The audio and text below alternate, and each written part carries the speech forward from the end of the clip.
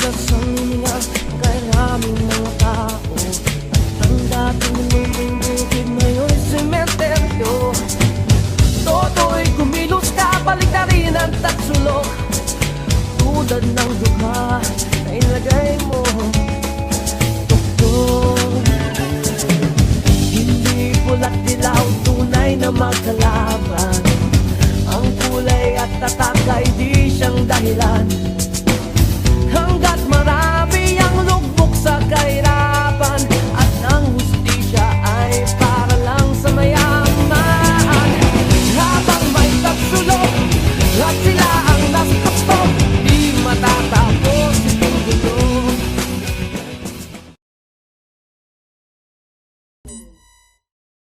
Okay, magandang umaga po sa ating butihing Philippine Ambassador sa Saudi Arabia, Ambassador Adnan Alonto.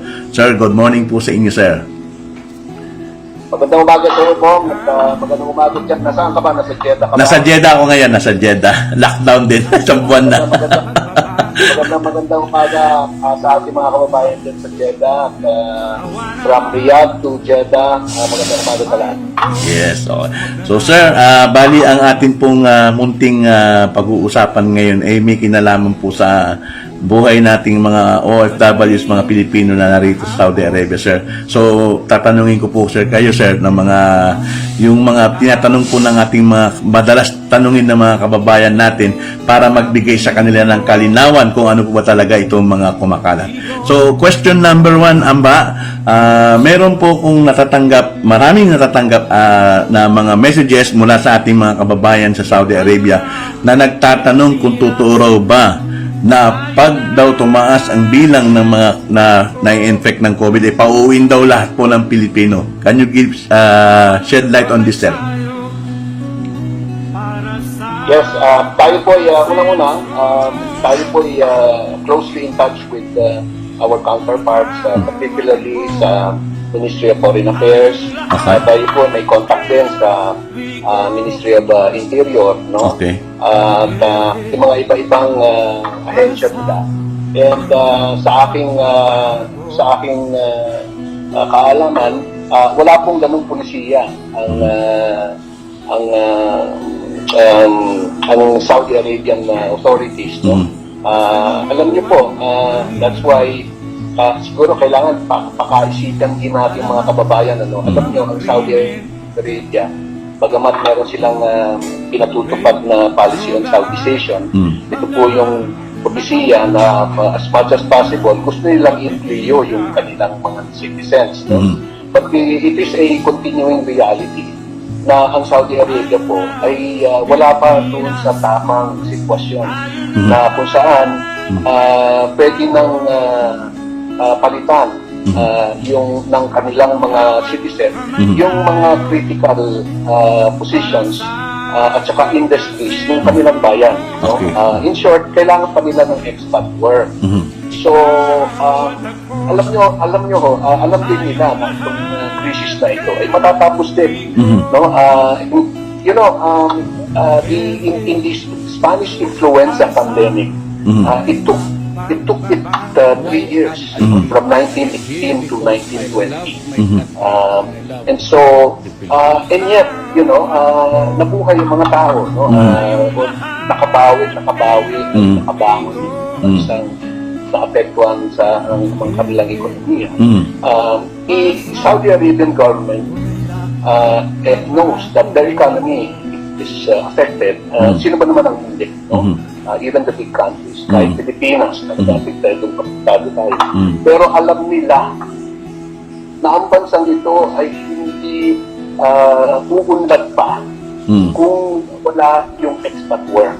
Alam nila yon. So, I doubt very much that they are thinking of that policy, no? Of course, nasa sa kanila po yun, pero kung tayo mag-iisip lang, i-rationalize po natin yan, hindi po gagawin ng bansa yan, eh. Dahil, ito, sasabihin ko na lang sa inyo, no? Although, hindi ko bibigay yung detalye. Yung Saudi Arabian government actually reached out to us dahil meron silang ilang mga Pilipino na na-stuck sa Manila. na gusto nilang papuntahin dito. Ah, okay. Dahil itong mga taong ito, hindi ko na lang babanggit, ay potential po sa kanilang national security. Okay. If that, no? Imagine that. Even those that pertain to their own national security, merong kalakip ang importansya ng mga Pilipino dyan sa bagay na yan. So, sa tingin ko po medyo, hindi ko sinasabing fake news yan, ano? Hindi ko sinasabing fake. Pero, we are probably thinking ahead. Thinking ahead and based on my rational thinking, hindi po mangyayari. So, parang ang ganda, sir, nung sinabi niyo, ibig sabihin talagang ang Pilipino talaga nag-excel talaga when it comes to trabaho. Talagang ibig sabihin talaga yung ating world class tayo. Ibig sabihin, we are still needed anywhere in the world, lalo na sa Saudi Arabia, sir. So, it's meant to say, sir, fake news yung kumakalat na pauuwiin yung mga Pilipino pag tumaas po yung coronavirus. Tama po, sir, di ba? Okay. Palagi ko po misinformation yun. Yes, sir. So, at least sa mga kababayan natin nanonood, mamaya i-upload ko sa Facebook at saka sa YouTube. Malinaw pong sinabi ni Ambassador Adnan Alonto na wala pong katotohanan yung kumakalat na pauuwi ng mga Pilipino pag tumaas yung infection ng coronavirus. Pero sir, may possibility po ba, sir, na magkaroon po, sir, ng special flight po? Kung sakasakali po, sir? Yes, gusto ko lang banggitin na ang inyong embahada at ang Polo ay nag-a-arrange na po ng mga special flights. Okay. This is to respond to particularly to those yung pong finish contract na na-issue na ng exit visa. Tapos inabot nitong lockdown. No, marami pong kumpanya yan. And nag-aayos na po sa darating ng mga ilang araw. We are just trying to fresh out the details of the contract, no? At po sila ng ilang flights. Okay. I think from April 19 to April 20. Okay. 27. Okay. So, April 19 to April 27, nagbukas sila ng mga flights na yan, hoping na magkaroon sila ng, kung gusto umuwi. Ang ano lang natin dito, para sa akin, mas mura po yung Philippine Airlines. Yung, Yes, of course. Tangkilitin ng sariling atin.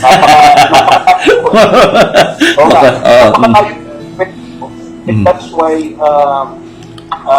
ang ano ko dito, ang priority ko is kung bibigyan tayo ng eroplano man din ng PAL, yun na lang po ang gamitin natin. Yes.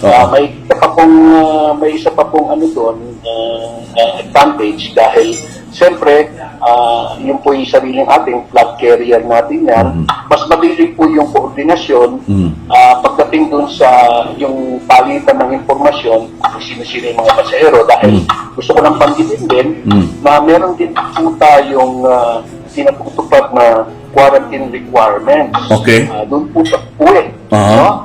One, pagdating sa Pilipinas, merong 14-day mandatory quarantine in a quarantine facility po. No? Saan po yan, sir? Depende. Well, hindi ko po alam yun. Yung po mga detalyan yun, ang nakakaalam doon, yung ating IATF. Okay. No? Kung saan, pagdating dito sa pagdatingan ng OFWs, Vice Chairman po ang OWA dito. So, napakalaking role ang ating kaibigan na si Administrator Hans Akda. Okay. So, pero, having said that, Bong, gusto kong yung ating mga kababayan dito, yung lalo na yung mga magbabakasyon, no? Magbabakasyon lang, di ba? Hindi pa yung exit contract. Oo, yung ano ba, yung magbabakasyon lang. Kasi marami rin na nagtatanong. Ang sinasabi ko sa kanila, lalo na sa mga hindi tiga Maynila, pagdating nila sa Maynila, may 2 linggong quarantine sila. Yes. Okay? 2 linggo na po yun. Pagkatapos nun, kung sila ay tiga Visayas or Mindanao, walang kasiguraduhan makakasakay sila ng aeroplano. Kasi wala pong Biyahe.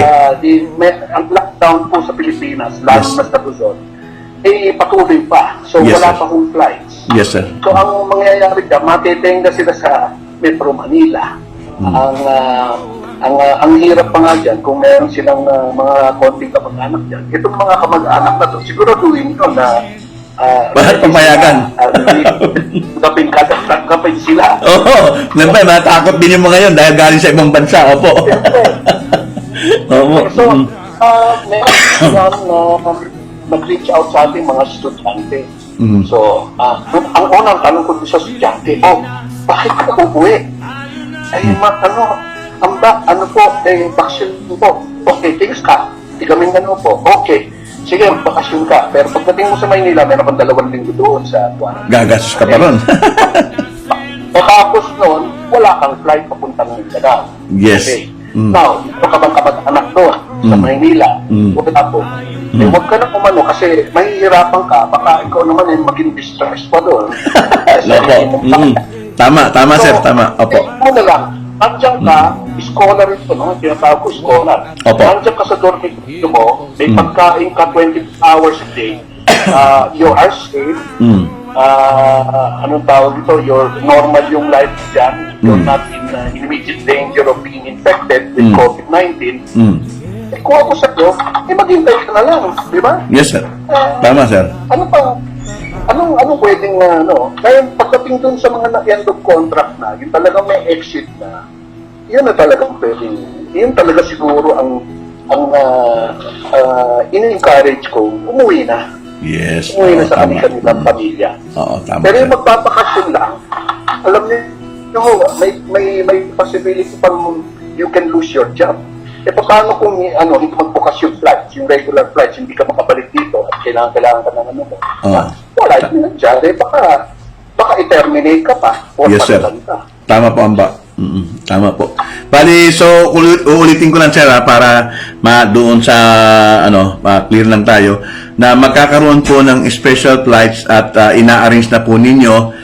Pero mas nire-recommenda natin yung mga magbabakasyon to i-delay muna ng konti kasi hindi pa natin sigurado kung sakasakaling magkakaroon ng balik in case lang po na magkaroon ng emergency. So kung dahil pagdating po doon naman sa mga mag-exit at sa magbabakasyon nga rin po, pagdating doon merong pong 2 weeks quarantine po period kung saan mag-i-stay yung mga taong darating mula sa ibang bansa, and at the same time, wala pa rin kasiguruhan kung sila ay makakauwi sa kanilang mga probinsya because of the lockdown sa Pilipinas. Okay. So, sir, paano po halimbawa, kunyari, sir, meron pong OFW na may anak na kailangan ng i-exit dahil doon na mag-aaral sa Pilipinas. So, yung tatay, magbabakasyon lang, kukuha ng exit. So, makakakuha pa rin po sila ng mga exit re-entry visa, sir. Kumbaga, 6 months period yung validity ng pwede naman po yun, sir, di ba? Yung exit re-entry, depende po yan, of course, alam natin, depende po yan sa employer nyo. Opo. So, that's a separate issue. Yung pagkuha ng exit visa, tsaka yung exit re-entry. Opo.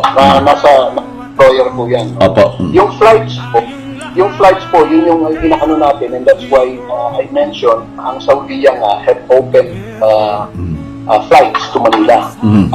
Kasi nung mga nakaraang linggo kasi, hindi lang nila, lingid lang din sa inyong kaalaman na ang inyong abahada, ang polo, ay talagang nag-umpisa ng magkaroon ng efforts to have special flights kasi yung mga stranded exit workers natin dito. Ang dami po eh. Kailangan tapos mayroong mga dyan, yung mga magle-lay off. Kasi, one of the things that nararamdaman natin ngayon, siyempre dahil no work, no pay, may mga kumpanya talagang maaaring hindi mag-survive. Yes, sir. Totoo po. Totoo po. Happening right now. So, ang mangyayari sa kanila, anong tawag nito? Ang mangyayari sa kanila, baka ma-lay off yan, mabigyan ng exit na yan, they're better off na makauwi na. Kaysa naman maging problema pa sila dito dahil Yes, sir. hindi wala din kasiguruhan. Yes, sir. Itong mga kumpanyang ito magpapatuloy na magbigay ng food assistance according to their contracts. So, and that's why nag-umpisa na kaming ano yan, to anticipate. And that's why, ang ano lang kasi, yung nakikipag-usap kami sa Saudi, medyo may kamahalan po talaga. Daw dahil sa special flights eh. Oo, may kamahalan dahil at saka ang requirement po nila may social distancing. So even if let's say yung eroplano nila, I think yung sinasakyan natin papuntang Maynila na Saudi, yung 777 yata yun. Yes, sir. No? So 777, ang capacity nun is almost more than 400. Pero ang isang sakay lang ng Saudi is about 200 plus lang. Dahil sa social distancing. Social distancing. Maganda naman po yung kanila. Pero dahil nga hindi nila napupuno, Mamahalan hindi nila. napupunuin, nireplano nila, at saka pagbalik nila ng Saudi Arabia ay more likely walang sakay. Yun yung siguro nagda-drive nung sky high yung prices nila. Wow. Oo. Bigat Now, pala yun, sir. Hindi ko na nag-aanihin yung presyo. Yung nga, sir, parang sinasabi niyo pala nakakalula na eh. Oo nga. Ngayon, yung sasabihin ko lang, yung offer po ng PAL sa atin, halos kalahati po. Kalahati ang Wow. presyo. Wow. So, yun ang ano doon. Ngayon, kung ang mga employers naman ang magbabayad, di ba? Kung sila naman yung magbabayad, Opo. and they're more comfortable with dealing with their own, with Saudi, hindi po natin pipigilin yun. Ang magiging requirement lang po ng embahada is that, okay, pagka yung flight na yan, bago lumipad yan, ibigay niyo po sa amin yung listahan yan, kasi meron po requirement ang ating authorities back home na within 24 hours before the flight, kailangan pag-submit kami ng listahan ng mga darating. Para naman sila makapaggayak doon sa Pilipinas dahil yun na nga, i-absorb itong mga darating na to doon sa respective quarantine quarters nila. Okay. So, yun po yung magiging sistema. Ikaw at ako, tayong lahat kay Rodrigo Duterte, para sa tunay na pagbabago.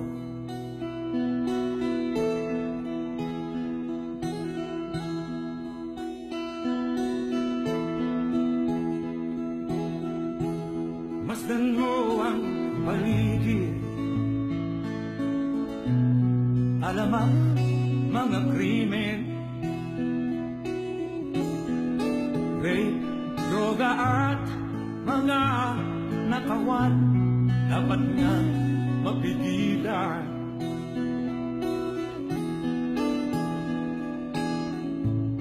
Tayo na Pilipinas, tayo na magbago.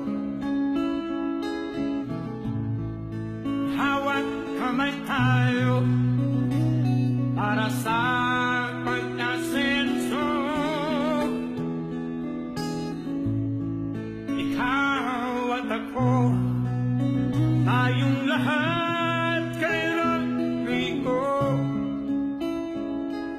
Duterte, para sa tunay na pagbabago. Why am I here? I am here because I love my country and I love the people of the Philippines. Ikaw at ako, tayong lahat kay